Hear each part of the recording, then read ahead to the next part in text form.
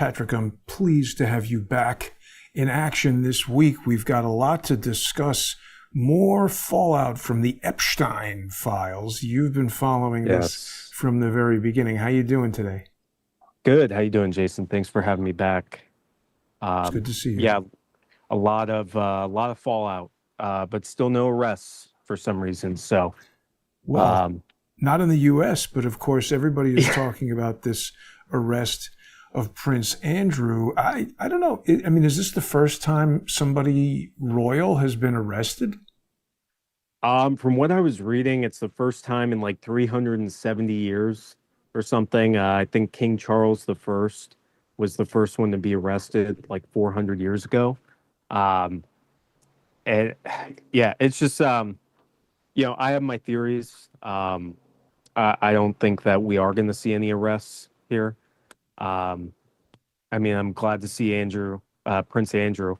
I guess I can't call him Prince anymore, huh? Because he got stripped of his Right. royal title. Yeah. Um, but yeah, just glad to see at least one arrest. Um, but I don't think we're going to see that here, unfortunately. I have this working theory. Did a lot of meditating on this the other day. I think that no matter how heinous or atrocious anything is in the files, I think that this is the elite's way of saying, okay, yeah, this is everything we're doing. This is everything we have done. Um, Now do something. You know, What do you mean do they something? For who to do something? like the public. Like our outrage on social media Oh, like what are you going to do, is. you mean? Right. Yeah. Like, what are you gonna do about it? Yeah, we ate Right. kids, whatever. Like, what are you gonna do about it? Allegedly.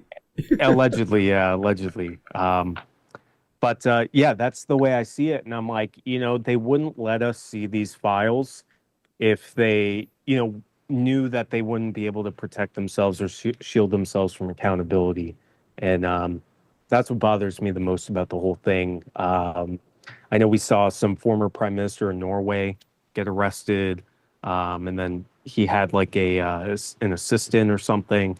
She got arrested. So, I'm very black pilled on the whole thing, Jason, because I'm like, okay, we had, four presidential administrations, really, I mean, five. And then if you want to count Trump 1.0 and 2.0 as two completely different administrations, then, we had six administrations that knew about this. Um, and, what we've talked about, this goes all the way back to Iran-Contra. So, you have Reagan, you have Bush, you have Clinton, you have Bush 2, you have Biden, Trump, Obama. Um, so, I mean, I have all these, theories spinning around in my head as to what was Jeffrey Epstein? What was actually going on here? Why is nobody being held to account? Why does it seem like he's being protected?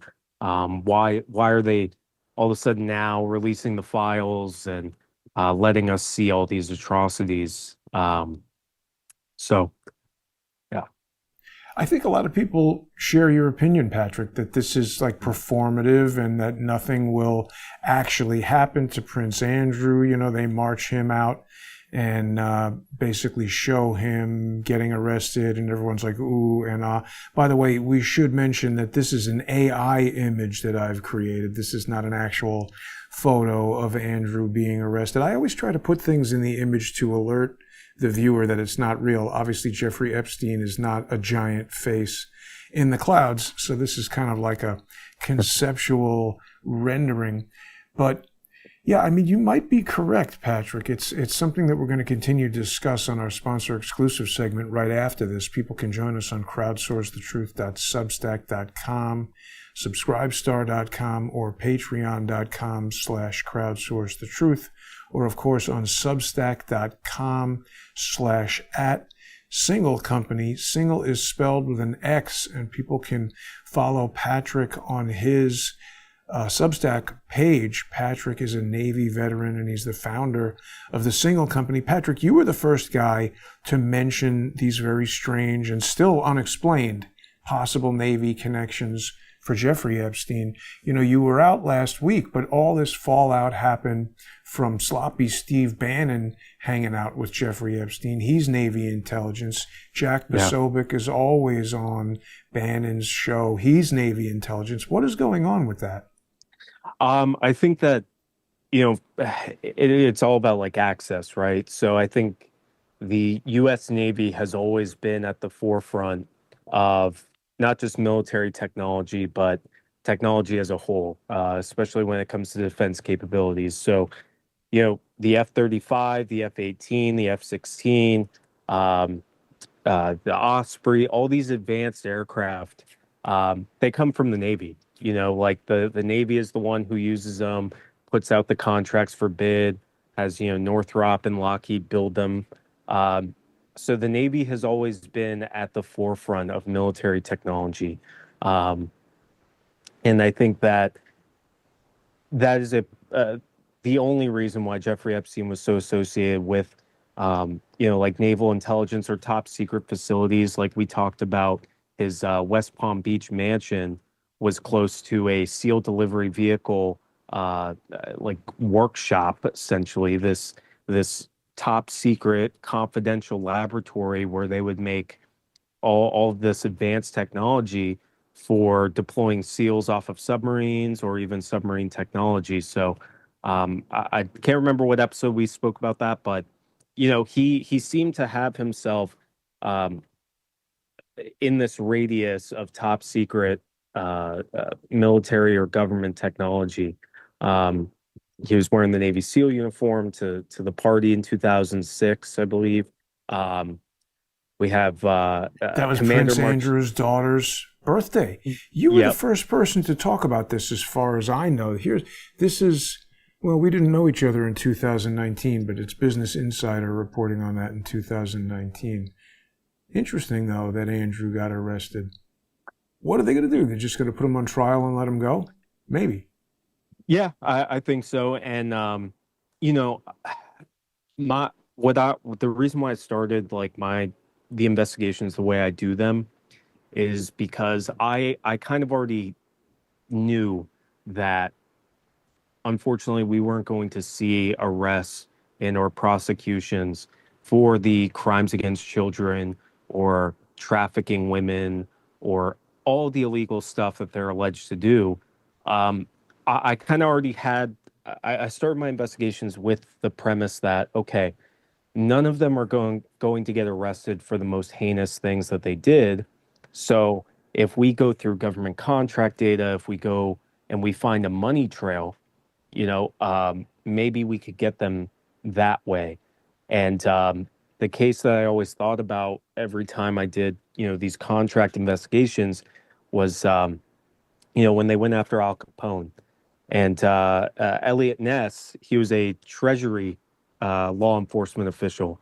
And he's the one who took down Al Capone, and they got him for tax evasion and money laundering, and they got him on financial crimes. So I'm like, okay, well, if none of these crimes against children or women are ever going to be proven in a court of law, at least maybe we can get, the financial side and see some accountability whatsoever. It's funny, there's so many movies and TV shows about Elliot Ness. Yeah. I'm not sure if I was aware that he was a real guy. I thought he was just a fictional guy from The Untouchables, but that was Yep. actually the name of his crew, huh? Yep. Yeah. Why were we able to do this in the past? I mean, I guess whoever are the criminals that are in charge figured we better not let something like this happen again. Yeah. Hmm. Yeah. Yeah, Elliot Ness is a great example of people doing the right thing in law enforcement. I you have guys like Cash Patel and Dan Bongino. Cash went on Dan's podcast the other day, and they were just, I've never seen two guys do such a bad job giving themselves such arrogant self promotion. They were talking each other up, talking themselves up, saying, "Oh, we did such a great job, didn't we?" Like, okay, well, first of all, the job's not done. And two, I would venture to say at least 80% of the American people on either side of the political spectrum would argue that you guys haven't done a good job. You guys, your reign over the FBI and the DOJ has been an abject failure thus far. We haven't seen any Epstein prosecutions. We haven't seen any restitution for the victims of January 6th. We haven't seen the Clintons or any of these bad actors like John Bolton or John Brennan or Michael Hayden or the Army intelligence officer testified against Trump. We haven't seen any accountability for any of those things. Vindman. Vindman, Alexander Vindman, yes. And he's running for Congress, I believe, in Florida now. It's unbelievable, isn't it? Well, his brother is in Congress. I think he might be running for Senate even. It really, you're raising some excellent points, I have to say, because Vindman, did you ever hear my phone call with Alexander Vindman? No, I didn't even know you had a phone call. I gotta find that for you. Vindman, why aren't these happening? I don't want to go off. I don't want to. Sorry, you were telling us about Dan Bongino and Kash Patel. Just carry on with that for a minute, and then we'll talk more about Vindman. But I didn't get to see the podcast. I find both of these guys utterly ridiculous. But tell us, what was the upshot here? Yeah, and that's that frame right there. I just saw clips of it, so I didn't really need context. All I saw was Kash Patel and Dan Bongino laughing and coking and joking, saying we did such a great job, and almost speaking in like this past tense, and like they are these, vindicated superheroes who are, crusading for justice. And I'm like, the only thing you guys have been crusading for is this cover-up, this alleged cover-up. And Pam Bondi is in that category as well. So it's just, it makes me lose a lot of faith in those institutions. And I think I speak for a lot of people when I say that. It's just, it's very disheartening that, we thought we had the Avengers, and it turns out we actually had the Suicide Squad. So the Legion of Doom or something. The Legion of Doom. Yeah, it's ridiculous. It was almost like the Keystone Cops. I mean, So what's the reaction online been to, in my X feed, it's pretty negative toward Dan Bongino, but I don't know, it seems the X algorithm, they've been trying to tie it in with Grok so that it's giving you more stuff you'll be interested in. I mean, obviously from the standpoint of the business of X.com, they want you to remain engaged, but I feel like if I say Dan Bongino is a dope, all I get are comments about Dan Bongino being a dope. If I post AI cartoons, all I get are other people posting AI things. So I don't know, maybe there's a litany of people who have decided that Dan Bongino, I had Jack Cashel on the other day, and I was surprised that he said that he is totally down with Dan Bongino. He thinks that 9/11 happened the way they told us. I was like, Jack, hold the phone. Yeah. What the fuck are you talking about? Yeah, I did. I saw that entire episode, and it was funny. He was on the side of Kash Patel and Dan Bongino. He said I don't want to, misquote him, but I believe he said something to the effect of, I believe they've done a great job, but Pam Bondi has been awful. And I'm like, okay, well, don't you think they're all in the same boat here? I don't know. I'm like, my head's scrambled and all over the place. I'm thinking of theories just like anybody else. And I'm trying to be very objective about all of this. And it's hard. I want to get emotional. I want to be angry. Have you seen Jack Cashel before very much, Patrick? Because I've known Jack for 10 years. He's done some great work. He wrote a book called Ron Brown's Body about basically the sabotage of that jet and the murder of Ron Brown. He's done a lot of great work on TWA 800. I mean, the strange thing about Jack is that very often, particularly with TWA 800, which I don't know if you know too many details about that plane disaster, but, he and I will agree on maybe like 95% of the stuff, and then I come to a different conclusion than he does, and he gets angry at me. So I don't know what's going on with Jack. I didn't know his all of his research about Obama's book and Dreams of My Father and the connection to Bill Ayers, and I'm pretty sure because I believe he said something about Rush Limbaugh was like the only guy who platformed him or something. And I'm thinking back, and I'm like, that's probably where I heard all of this stuff is listening to Rush Limbaugh in the car with my grandfather in like 2007, 2008. How So old were you listening to that? oh shit, I was like 11. My grandfather, yeah, my grandfather had me listen to a steady diet of let's see, but first it was Rush, and then it would be Sean Hannity, and then it would be Mark Levin, and then it would be Art Bell or George Norrie. So Wow. I got the conservative politics pipeline, followed by the UFO. paranormal Yeah. aliens, UFOs. Yeah. Yeah. So That's great. um, You said your grandfather is still alive, right? We got to try to do an yes, episode with him. I can yes, picture in my yeah. mind a little 11-year-old Patrick sitting there listening to Rush Limbaugh. Yeah. And I actually, it was funny. During that phase, this might have started earlier too, because when I was in fifth grade and I started school really, really young, I think I was probably like 8 years old, 9 years old, but in fifth grade, we I was probably about eight. Anyways, we had the Bush and Kerry election of 2004. And I remember we had like this long-term substitute teacher, and she was like this staunch liberal who would just not keep politics out of the classroom. And I wrote a paper in fifth grade about how Nancy Pelosi is like the Antichrist or something, or the root of all evil. And and then the cops came, to my What? house, and they were like, What? in CPS, and they were like, "Hey, why is your son writing about Nancy Pelosi in What? fifth grade?"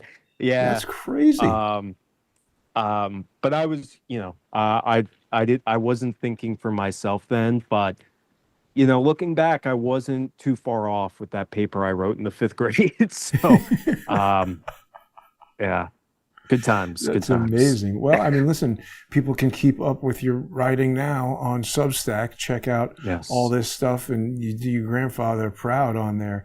So, the other thing that I want to talk about, in just a few minutes when we get to the sponsor exclusive segment, you had this uh, bombshell of sorts that you pulled out of the Epstein files, where you're making all these connections to the Atlantic and Lorraine Powell jobs. I Mm-hmm. mean, she's a well known leftist agitator. You also Yep. have this ongoing need to be constantly changing your X handle so people can Yeah. follow you there Yeah. at Yeah. Reveron X.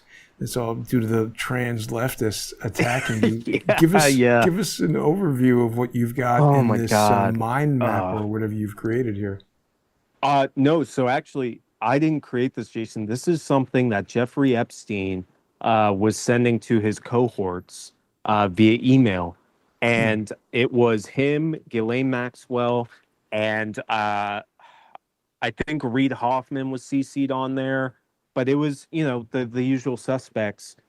And this was right after his first meeting with Steve Bannon in circa 2016, 2017. And this was citing all the connections that were good as of January 1st, 2015. So like it was almost like it was like a year in review for his relationships going into the new year 2016. Wow. And I believe it was February, but he had all this color coded and bold lines and dotted lines. And I wrote this little blurb that I mean, I thought was fascinating. And I'll make it quick because I know we got the sponsor exclusive. But there was this director on there named Darren Aronofsky, Oh yeah, and I was like, where have I heard that name? the I know wrestler. that name. Yes, he did The Wrestler. Yes. But he did this movie, weirdest movie I've ever seen. I remember I was on deployment.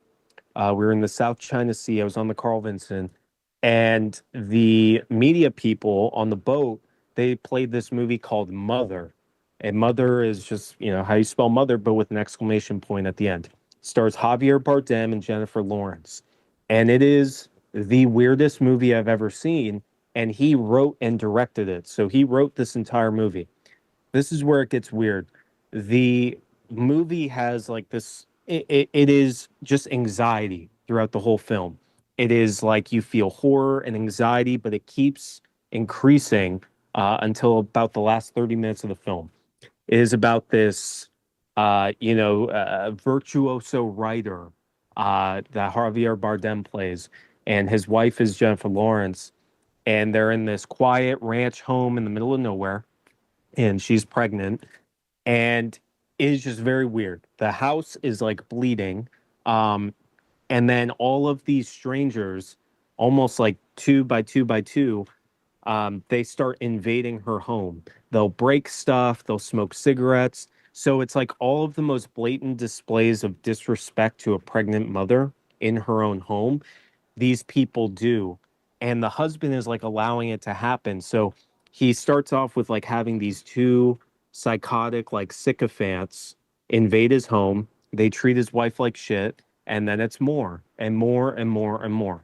So, anyways, spoiler alert, it crescendos when she has the child, and there's like thousands of people in her home at this point, and there's a scene where a helicopter crashes into the roof. All of these people are like ripping cops apart and SWAT teams and like ripping pieces of the helicopter apart, and it is just like a full-on like third world post-apocalyptic riot in her home. Crazy. She has the baby, and all they get rid of all the cops, and then they start having this weird satanic like Luciferian ritual Huh. where they eat her baby like limb from limb. What? And she's, yes, and Darren Aronofsky was listed as a close friend with a close connection before 2016 to Jeffrey Epstein. He listed him as, for lack of a better term, a best friend, but he had the bold line and he had his name in black. So that signifies that he was a close friend and a close connection. Wow. That's insane. I've never seen that movie. I Yeah, mean, I don't recommend it. It's a horrifying movie, and I just remember being on deployment, and I'm like, it's all grainy and like, a lot of fuzz, and sometimes it cuts out, and I just remember I was like, what the fuck is this movie? why I'm are they like, showing you what? that? Is it that you I'm have like, Lord of the Rings or something? I was mind blown watching that because I'm like, who wrote this? And then now, fast forward 8 years later, I It finally have an is. answer, and I realize that, okay, all of these things about eating babies and trafficking and raping children and all this, well, he was best friends with Jeffrey Epstein. So it's just, I'm like, the connections never seem to end. And that he calls it his connection web. That's what Jeffrey Epstein calls it. And then you have, guys like Ian Carroll who are like, creating these databases and profiting off of this web, and creating these connections. I'm like, okay, well, that's just profiteering because it's all right there, like that's all you really need. And then just do real world analysis and real journalism and research those people one by one by one, and don't rely on AI to make all these, connections for you while you profit off of it. But that's my opinion. So, No, I mean, it's also interesting that he spells it the same way that George Webb spells his name. Ian Whitney Carroll Webb. first, Whitney Webb. Well, I don't know that much about Whitney Webb other than what I've seen on the internet, but George Webb I've had a lot of interaction with. And Yeah. obviously, people who watch this show know that I don't trust him at all. He and his brother Yeah. have been trying to terrorize me for the past 9.5 years. My father, who is also a Navy veteran, well into his 80s, has been the subject of their. We got an injunction against George Webb's brother for stalking violence and harassment in Florida. So this is not me making this up and having some YouTube beef. These guys are stalking and harassing my family. And it's just, Ian Carroll first came at me with a question about a guy named Quinn Michaels, who had been out of my world for 6 or 7 years. It was just interesting that he was asking about that. And then Ian Carroll appeared at some event where he met up with George Webb, and they seemed to know each other. So I don't know what's going on there, but we've got a lot more to discuss, Patrick. People should stay with us. We're going to be right back on our sponsor exclusive segment. Join us on substack.com/@singlecompany. Single is spelled with an X. You can also get that on subscribestar.com or patreon.com/crowdsourcethetruth or crowdsourcethetruth.com.